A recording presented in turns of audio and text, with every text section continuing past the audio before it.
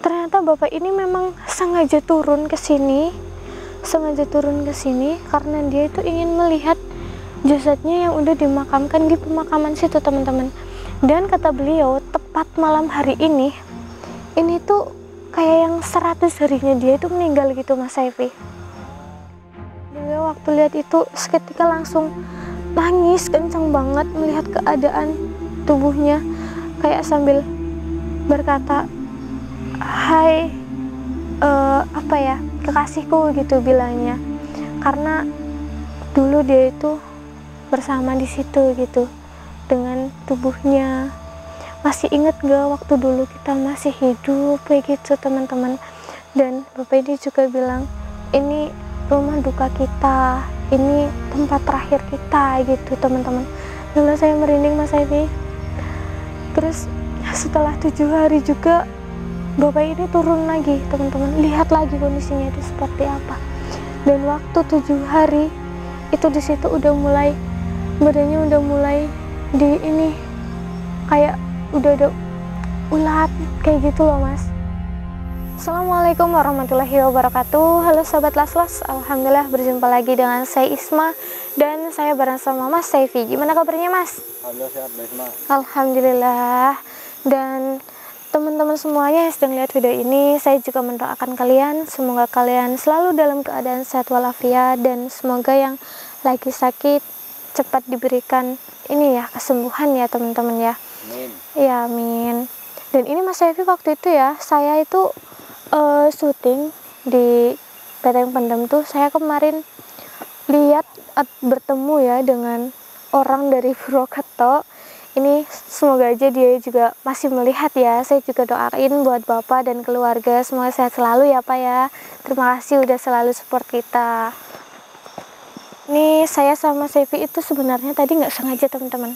Soalnya tadi waktu di jalan sana itu di depan mobil kita ya, Mas ya, itu ada yang ini, teman-teman, ada yang lewat itu cepet banget dari atas langsung stay gitu aja ya, Mas ya. Gerakannya itu cepet banget, terus itu warnanya kayak putih bersinar gitu, teman-teman. Ini aja tadi saya langsung suruh berhenti ke Mas Saifi, terus, "Mas, kita turun, Mas, coba lihat ke ini, ke depan." Nah, waktu lihat ke depan, wah, ini kok bau harum. Terus saya lihat ada sosok yang memang kayak sedang menuju ke suatu tempat gitu, teman-teman. Apalagi ini kita juga udah kayak pernah melewati sini ya, Mas ya. Jadi kita tahu ini tuh jalannya kemana. Jadi ini tuh jalan menuju ke pemakaman, teman-teman. Ini tadi masih di depan, kelihatan nggak, Mas? Astagfirullahaladzim, tuh masih tuh, Mas, kelihatan tapi samar di kamera ya. Nah itu, teman-teman, ini saya juga baru pertama ya, teman-teman ya, lihat ada sosok kok dia itu jalannya menuju ke makaman. Emang ada apa gitu di sana?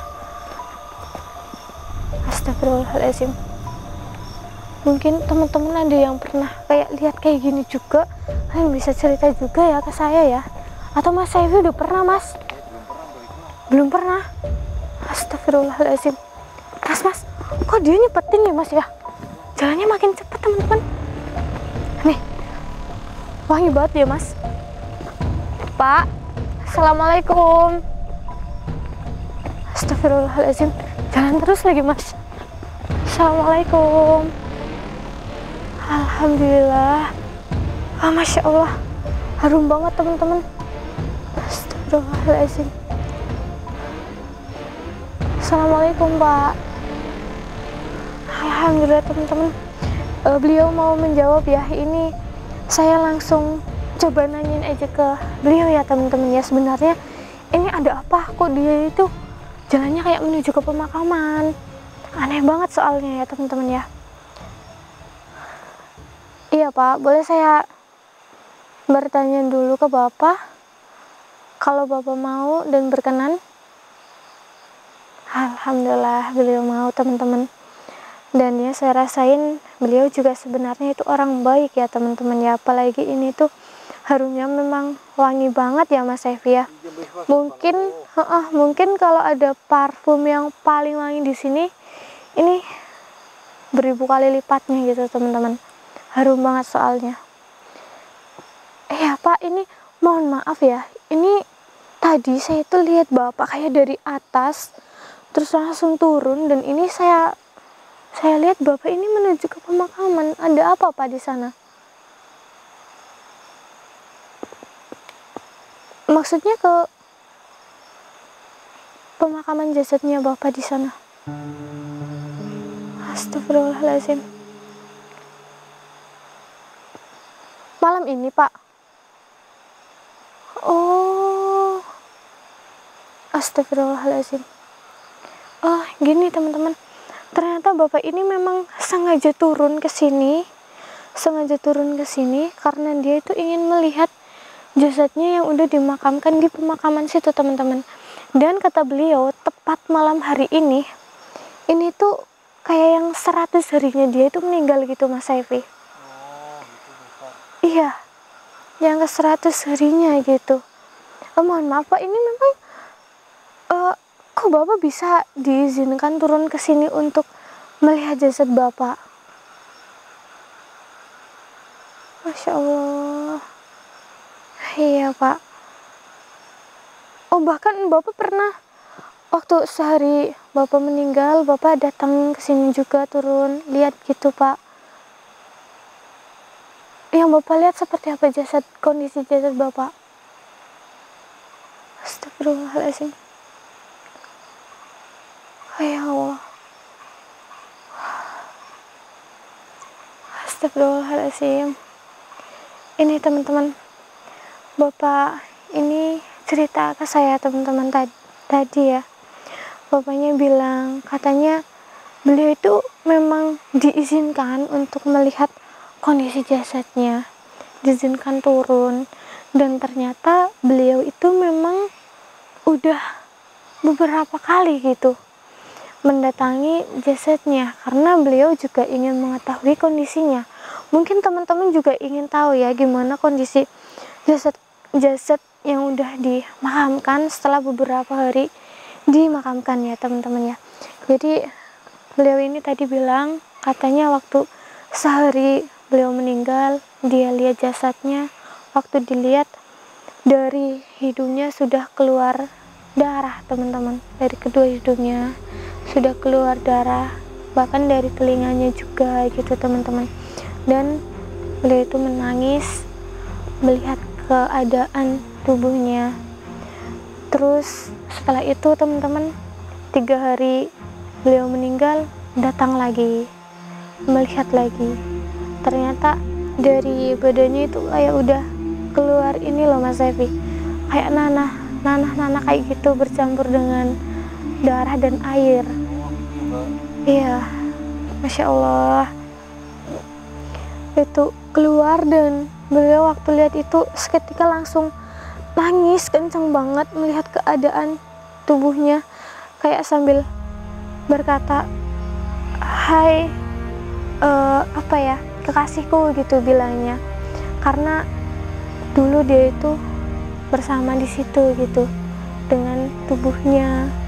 Masih inget gak waktu dulu kita masih hidup kayak gitu teman-teman. Dan Bapak ini juga bilang, ini rumah duka kita, ini tempat terakhir kita gitu teman-teman. Lalu saya merinding Mas Evi. Terus setelah 7 hari juga Bapak ini turun lagi teman-teman, lihat lagi kondisinya itu seperti apa. Dan waktu 7 hari itu di situ udah mulai, badannya udah mulai di ini kayak udah ada ulat kayak gitu loh Mas, udah dimakanin sama ulat-ulat kayak gitu. Ya Allah. Dan di situ bapaknya tangisnya makin kencang terus sambil berkata yang seperti tadi, dan ditambah dengan kata-kata sudah jadi makanan hewan-hewan gitu di situ. Astagfirullahaladzim. Iya Pak, astagfirullah, ini saya merinding gitu teman-teman. Ini jadi Bapak ingin melihat lagi yang ke 100 harinya Bapak gitu di sana. Iya Pak, saya nggak akan mengganggu Bapak untuk melanjut ke sana, Tapi saya masih boleh nggak bertanya dengan Bapak? Alhamdulillah. Ini Pak, ini saya juga penasaran ya Pak. Ini kalau misalkan ada kerabat, keluarga yang bersiaroh ke makam Bapak, Bapak bisa merasakan nggak di sana? Bisa Pak. Apa yang Bapak rasakan pada saat keluarga Bapak itu datang bersiaroh membersihkan pemakaman Bapak, menabur bunga, terus mendoakan Bapak? Apa yang Bapak rasakan? Alhamdulillah. Iya Pak.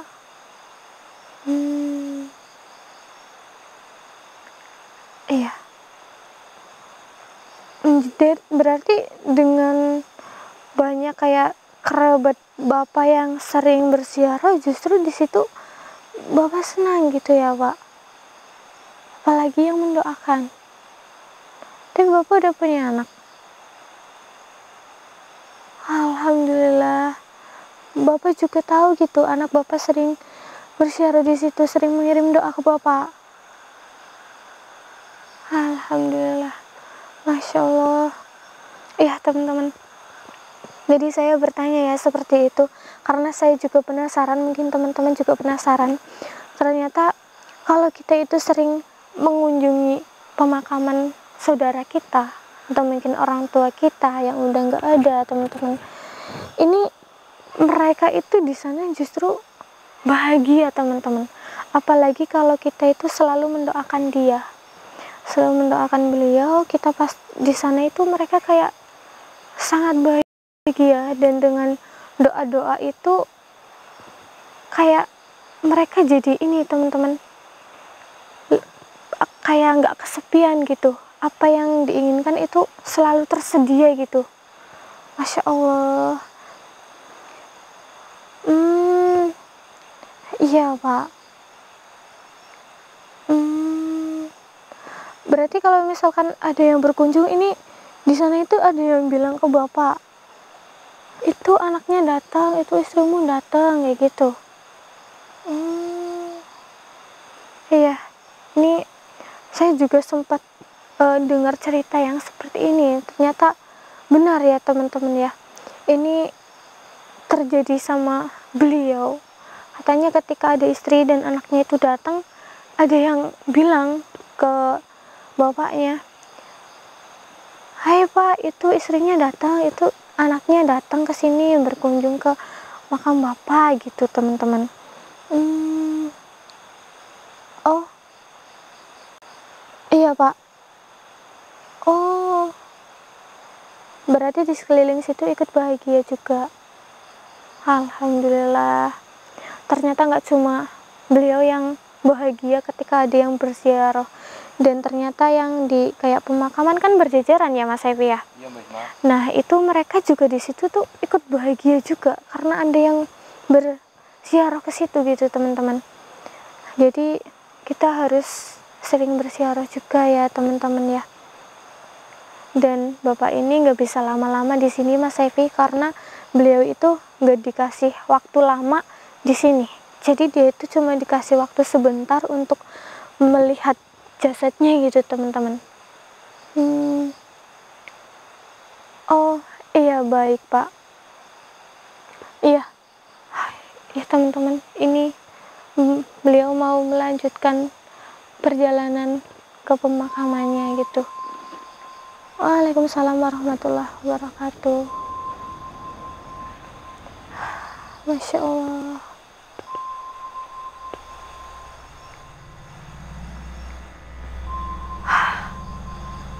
Alhamdulillah teman-teman, ini berjalan ya menuju ke pemakamannya. Alhamdulillah ya Mas Evi. Ini kita dapat pembelajaran juga dari sini teman-teman. Kita jadi tahu apa yang dialami ini ketika kita udah nggak ada di sana gitu teman-teman.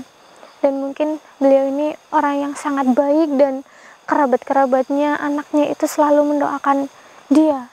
ini ngomong-ngomong tentang seperti ini, saya juga pernah ini Mas Evi, ada orang yang tiba-tiba itu bercerita ke saya. Dia itu DM ke saya Mas Evi. Dia itu cerita kayak gini. Waktu itu ini dia itu sebenarnya udah nggak ada ayahnya gitu. Jadi dia itu anak udah dewasa, laki-laki. Dia cerita ke saya, Mbak Isma, ayah saya itu udah nggak ada dan saya selalu berkunjung ke makamnya setiap hari Jumat. Itu setiap hari Jumat nggak pernah telat. Pasti dia itu datang dan bersihin, dan setiap selesai sholat selalu mendoakan ayahnya. Dan ketika suatu malam dia tidur, dia itu bermimpi, katanya didatengin sama ayahnya gitu, teman-teman. Datengin sama ayahnya, terus ayahnya bilang, si anaknya itu tanya ke ayahnya, Bapak gimana keadaan Bapak? Bapaknya itu justru tersenyum bahagia, teman-teman, karena udah didoain sama si anaknya tersebut, dan karena sering dikunjungi ke pemakamannya. Dari situ bapaknya juga menyampaikan, karena doa dari kalian, saya makan di sana itu sangat lezat dan enak. Dan pakaian yang dipakainya itu kayak dari ini Mas Evi, kain sutra gitu Mas, yang lembut banget, tahu kan Mas? Nah, yang lembut banget itu pakaiannya selalu pakai itu. Dan setiap doa-doanya itu kayak di ini ada yang kayak nampung ya, kayak piring kayak gitu, terus ditutupin sama sapu tangan, dan itu bukan kayak piring yang di sini, tapi itu beda gitu teman-teman. Dan beliau itu menyampaikan ke anaknya supaya ini jangan sampai tinggalkan taziahmu dan doa-doamu, karena doa-doamu itu sangat membantu Bapak di sini, kayak gitu teman-teman. Jadi pelajaran juga buat kita ya teman-teman ya, apabila kita udah nggak ada orang tua atau mungkin kerabat kita selalu doakan, dan kita selalu ini ya, sempatkan waktu untuk berziarah ke sana. Kita bersihkan makamnya, bukan cuma di hari-hari tertentu aja, tapi kalau bisa, kalau kita punya waktu ya kita sempatkan datang ya teman-teman ya, karena dari situ itu bisa membuat mereka itu bahagia di sana teman-teman. Mas Evi, ini kita lanjut perjalanan aja ya. Ya, Bapak. Iya, ini alhamdulillah ya Mas, kita dapat pelajaran yang banyak malam ini ya Mas. Iya, Mbak. Dan ini teman-teman, saya harus lanjut karena sebenarnya kita mau penelusuran di tempat yang lain teman-teman, ada yang lebih ini juga. Ini saya sama Mas Evi lanjut dulu, kita balik dulu, kita lanjut lagi nanti ya teman-teman ya. Ini saya sama Mas Evi, udah ada kesalahan, mohon dimaafkan. Assalamualaikum warahmatullahi wabarakatuh. Ayo Mas. Tapi masih bau wangi ya Mas ya. Iya, masih wangi, Mbak. Masya Allah.